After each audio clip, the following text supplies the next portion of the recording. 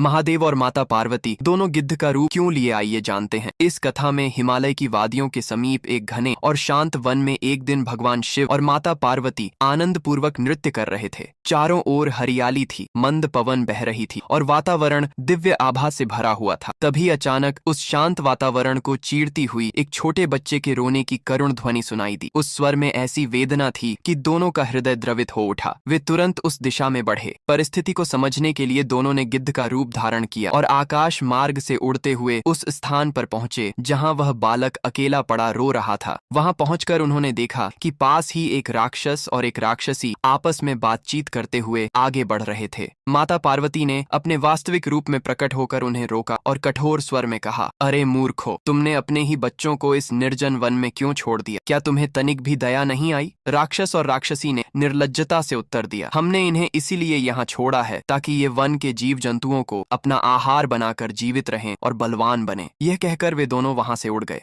उनकी कठोरता देखकर माता पार्वती का हृदय व्यथित हो उठा। उन्होंने उस रोते हुए बालक को अपनी गोद में उठा लिया और स्नेहपूर्वक कहा, हे प्रभु, मैं इस बालक को इस प्रकार अनाथ नहीं छोड़ूंगी। मैं इसका पालन पोषण ऐसे करूंगी कि यह धरती पर रहने वाले सभी प्राणियों के लिए आदरणीय।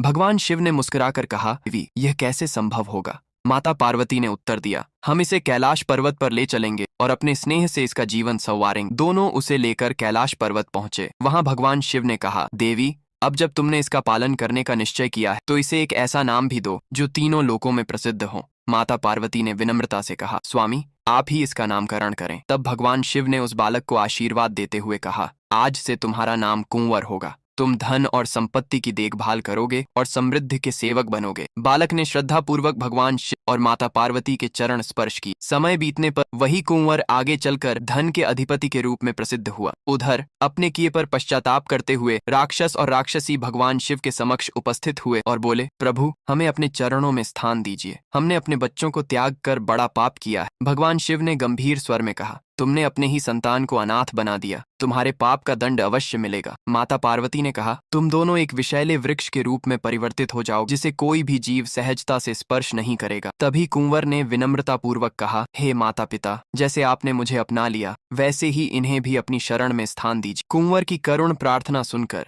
भगवान शिव का हृदय पिघल गया। उन्होंने कहा, तुम्हारे पुत्र के सद्गुणों के कारण मैं तुम्हें एक नया रूप और नई पहचान देता हूँ। आज से तुम धतूरे के वृक्ष के रूप में प्रसिद्ध होगे। तुम्हारे फूल और फल मेरे पूजन में अर्पित किए जाएंगे। इतना कहते ही राक्षस और राक्षसी धतूरे के वृक्ष में परिवर्तित हो गए। उस वृक्ष पर सुंदर फूल खिले। कुंवर ने प्रसन्न होकर वे फूल तोड़े और भगवान शिव के चरणों में अर्पित किए। इस प्रकार एक अनाथ बालक देव कृपा से महान